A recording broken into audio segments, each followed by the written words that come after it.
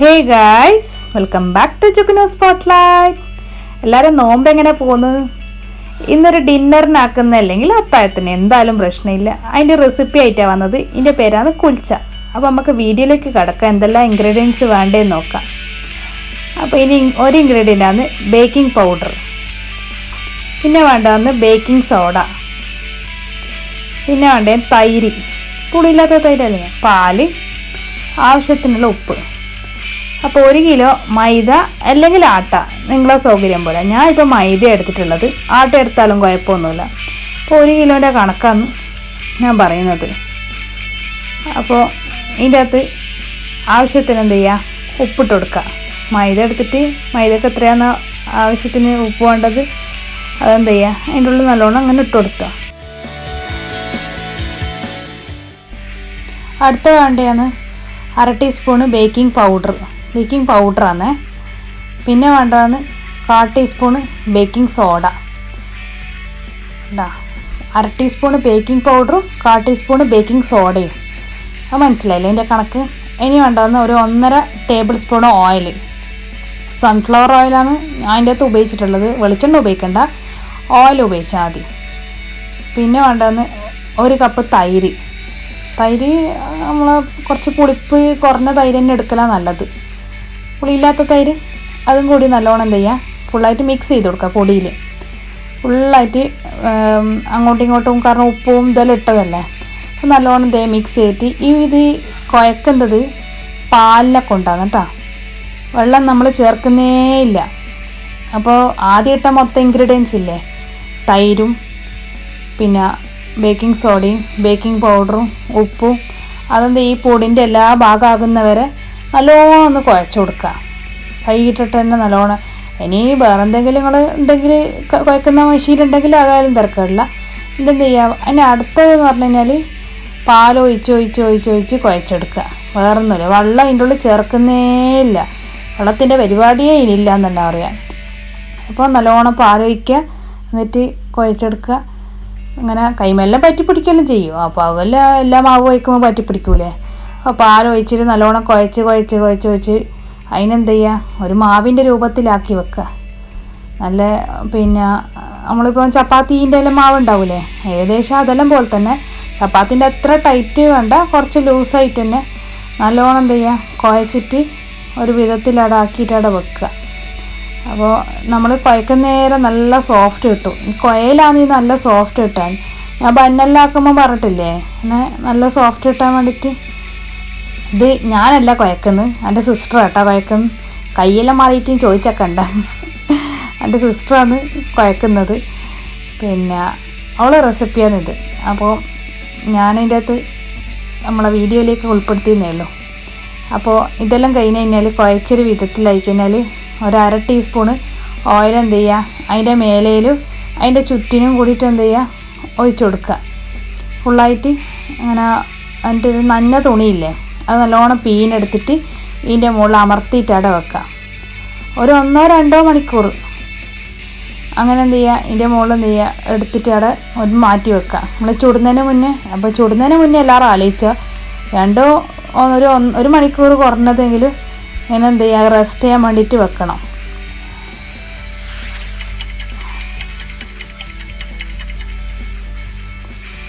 അപ്പോൾ 2 മണിക്കൂർ കഴിഞ്ഞിട്ടുണ്ട്. ഇനിയിപ്പോൾ എന്താ, സാധാരണ നമ്മളെ ഇതെല്ലാം പരത്തുന്നില്ലേ, ചപ്പാത്തി അതെല്ലാം പരത്തുന്ന പോലെ തന്നെ, സാധാരണ പരത്തുന്ന പോലെ തന്നെ നമ്മൾ പരത്തിയിട്ട് ഇങ്ങ് എടുക്കുക. നന്ന നേർമനാക്കണ്ട. പിന്നെ ഇനി ഇതിൻ്റെ മുകളിൽ എന്ത് ചെയ്യുക, നമ്മൾ പരത്തിയിട്ട് കുറച്ച് എള്ള് വിതറുന്നുണ്ട്, കറുത്ത എള്ളില്ലേ, അതെന്ത് ചെയ്യുക, വിതറിയിട്ട് കുറച്ച് മല്ലിച്ചപ്പൂ ഇതിൻ്റെ മുകളിലിട്ട് കൊടുത്തിട്ട് ഒന്നും കൂടി നല്ലോണം നമുക്ക് പരത്തി കൊടുക്കും. അത് അതിൻ്റെ ഉള്ളിൽ അമർന്ന് നിൽക്കാൻ വേണ്ടിയിട്ട്. അപ്പോൾ ഞാൻ കുറച്ചുകൂടെ പരത്തിയിട്ട് ഇവിടെ വെച്ചിട്ടുണ്ട്. എൻ്റെ ഒരു തവ ചൂടാക്കിയിട്ട് അതിൻ്റെ മുകളിൽ എന്ത് ചെയ്യുക, ഇതെടുത്തിട്ട് ഇടുക. അപ്പോൾ ഇങ്ങനെ ജസ്റ്റ് ഒന്ന് നല്ലോണം ഒന്ന് ഇങ്ങനെ ചൂടാകുമ്പം തന്നെ ഇതിൻ്റെ മുകളിൽ നിന്ന് ചെറുങ്ങനെ ഇങ്ങനെ കുമിള പോലെ ഇങ്ങനെ ചെറുങ്ങനെ വരും. ആയിപ്പോൾ ഞങ്ങൾക്ക് ചൂടുമ്പോൾ മനസ്സിലാവും എങ്ങനെയാണ് ചൂടുന്ന സ്ഥിരം ചൂടുന്ന ആളല്ലേ ഇതെല്ലാം ചൂടാൻ നിൽക്കും. ഞാൻ ഡീറ്റെയിൽഡ് പറഞ്ഞിരുന്നത് ആദ്യമായിട്ട് ചൂടുന്നെങ്കിൽ അങ്ങനെ പറഞ്ഞാൽ എന്താണ്, എന്നിട്ട് ജസ്റ്റ് ഒന്ന് മറിച്ചിടുക. ആ ഒരു കുമ്പള പോലെ ഇങ്ങനെ ജസ്റ്റ് ഇങ്ങനെ വന്നു കഴിഞ്ഞാൽ കത്തിപ്പോണ്ട് നോക്കണേ. ഏകദേശം ഒരു മീഡിയം ഫ്ലെയിമിലായിട്ട് ഇങ്ങനെ വെച്ച് കൊടുക്കുക. എന്നിട്ട് നമ്മൾ പത്തല കുത്തുന്ന സാധനം അങ്ങനത്തെ എല്ലാം ഉണ്ടാവില്ലേ, അതിലെടുത്ത് കൈ പിടിച്ചോ. കാരണം ഇതൊന്ന് ജസ്റ്റ് ഒന്ന് പ്രസ് ചെയ്ത് കൊടുക്കണം. അതിൻ്റെ അടുത്ത് എന്ത് ചെയ്യുക, ബട്ടറോ അല്ലെങ്കിൽ നെയ്യ്, പശു നെയ്യില്ലേ, ദേശി ഗീ, അതെന്ത് ചെയ്യുക അതിൻ്റെ ഉള്ളിൽ ഒഴിച്ച് വെക്കുക. ബട്ടറാണ് ഏറ്റവും നല്ലൊരു ഫ്ലേവർ വരും. ബട്ടർ ഇടുമ്പോൾ ബട്ടർ പിന്നെ നല്ല ഹെൽത്തിയും കൂടിയാണെന്നല്ലോ. സാധാരണ ഓയിലൊന്നും ഒഴിച്ച് കൊടുക്കണ്ട. ഇത് കത്തിപ്പോയതൊന്നല്ല, ഇതിന് കുൽച്ചക്ക് ഈ ഒരു കളർ വരണം. അപ്പോൾ നമ്മൾ ആദ്യത്തെ കുൽച്ച റെഡി ആയിട്ടുണ്ട്.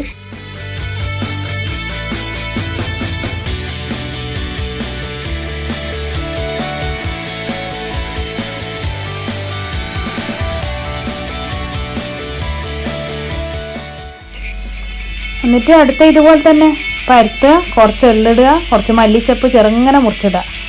എന്നിട്ട് മറിച്ചിട്ടിട്ട് എന്ത് ചെയ്യുക, ഓയിൽ ഒഴിച്ച് കൊടുക്കുക. എന്നിട്ട് നല്ലോണം എന്ത് ചെയ്യുക, അതൊന്ന് പ്രസ് ചെയ്ത് എടുത്തിട്ട് കാസറോളിടുക. ഇത് ഒരു ഈസി ആയിട്ടുള്ള സംഭവമാണ്. അപ്പോൾ മനസ്സിലായില്ലേ എങ്ങനെയുണ്ട് നമ്മളെ ഈ റെസിപ്പി? ഇതുവരെ ആരെയും ട്രൈ ചെയ്തിനോ ഇല്ലയോ എന്ന് അറിയില്ല. ട്രൈ ചെയ്ത ആൾ എന്തായാലും ഒന്ന് ട്രൈ ചെയ്ത ആൾ ഒന്നും കൂടി ട്രൈ ചെയ്യുക. കാരണം എല്ലാവരും ഒരേ റെസിപ്പി ആളൊന്നുമില്ല. റെസിപ്പിയിലെല്ലാം കുറച്ച് അങ്ങോട്ടും ഇങ്ങോട്ടുള്ള വ്യത്യാസങ്ങളുണ്ടാവുമല്ലോ. മല്ലിച്ചപ്പ് ഇതിനൊരു നല്ല സ്റ്റൈലിനും കൂടി. ഇനിയിപ്പോൾ അഥവാ നിങ്ങളുടെ വീട്ടിൽ മല്ലിച്ചപ്പ് ഇല്ലെങ്കിൽ കുഴപ്പമൊന്നുമില്ല. എന്നാലും ഒരു കുൽച്ചൻ്റെ ഒരു നല്ല മൊഞ്ച് കിട്ടണമെങ്കിൽ ഈ ഒരു സ്റ്റൈലിൽ ഇങ്ങനെ കണ്ടോ, നല്ലോണം ഇങ്ങനെ പൊങ്ങി വരുന്നുണ്ട് കണ്ടോ. അപ്പോൾ ഈ കുൽച്ചൻ്റെ ഒരു ഏകദേശം ഒരു ബ്രൗൺ കളറിൽ വരും.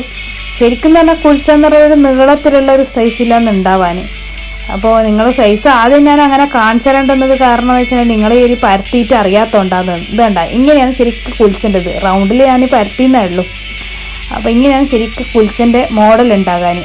അതുകൊണ്ട് പരത്താൻ അറിയാത്ത ആൾ തെറ്റിപ്പോയാലും വിഷമിക്കേ വേണ്ട. ഇങ്ങനെ പരത്തിയാലും തിരക്കേടില്ല. ഇങ്ങനെ ഒരു ഓവരുമല്ല നീണ്ടതുമല്ല എന്ന് പോലെ ഞാണിൻ്റെ എല്ലാം കാണുന്നില്ലേ, ചിലയിടത്ത് ഞാൻ കട്ട് ചെയ്യാണ്ട് ഈ ഒരു മോഡലിലാണ് ഉണ്ടാവാൻ, ഒരു നീളത്താൻ പോലെ ആയിട്ട്. അപ്പോൾ എല്ലാവരും ഒന്ന് ട്രൈ ചെയ്തിട്ട് എൻ്റെ കമൻറ്റ് ബോക്സിൽ അറിയിക്കുക. നോമ്പിന് പിന്നെ പത്തൽ മാത്രം ഉണ്ടാക്കുന്ന ആൾക്കാരുണ്ടാവും.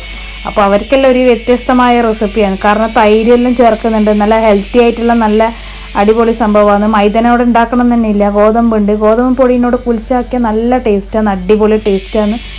അപ്പോൾ ഞാനിന്ന് മൈദനോടൊന്ന് വെറുതെ ഒന്ന് ട്രൈ ചെയ്ത് നോക്കിയതാണ്. അപ്പോൾ ഏത് വേണമെങ്കിൽ നിങ്ങൾക്ക് എടുക്കാം. അപ്പോൾ എങ്ങനെയുണ്ട് നമ്മളെ കുൽച്ച റെസിപ്പി? നിങ്ങൾക്ക് എല്ലാവർക്കും ഇഷ്ടമായി എന്ന് വിചാരിക്കുന്നു. ഇഷ്ടമായില്ലെങ്കിൽ ഇതുവരെ ചാനൽ സബ്സ്ക്രൈബ് ചെയ്യാത്ത ആൾ എന്തായാലും ഒന്ന് സബ്സ്ക്രൈബ് ചെയ്യണം കേട്ടോ. സബ്സ്ക്രൈബ് ചെയ്ത ആൾ പിന്നെ സബ്സ്ക്രൈബ് ചെയ്യണ്ട, അപ്പോൾ അൺസബ്സ്ക്രൈബ് ആയിപ്പോൾ. അപ്പോൾ സബ്സ്ക്രൈബ് ചെയ്തിട്ട് ബെല്ലൈക്കൺ വർത്തിയിട്ടില്ലെങ്കിൽ ഒന്ന് ആ ബെല്ലൈക്കൺ എന്ത് ചെയ്യുക, ഓളൊന്ന് പ്രസ് ചെയ്ത് കൊടുക്കുക. അപ്പോൾ ഞാൻ നെക്സ്റ്റ് ഇടുന്ന വീഡിയോ നിങ്ങൾക്ക് നോട്ടിഫിക്കേഷനായി കിട്ടും. ഇനിയും ഈ ഇഫ്താറിന് ഉണ്ടാക്കുന്ന റെസിപ്പീസാണ് ഇനി വരാനുള്ളത്. അപ്പോൾ വീഡിയോ ഇഷ്ടമായെങ്കിൽ ലൈക്ക് ചെയ്യുക, ഷെയർ ചെയ്യുക, കമൻറ്റ് ചെയ്യുക. Thank you for watching. Take care. By.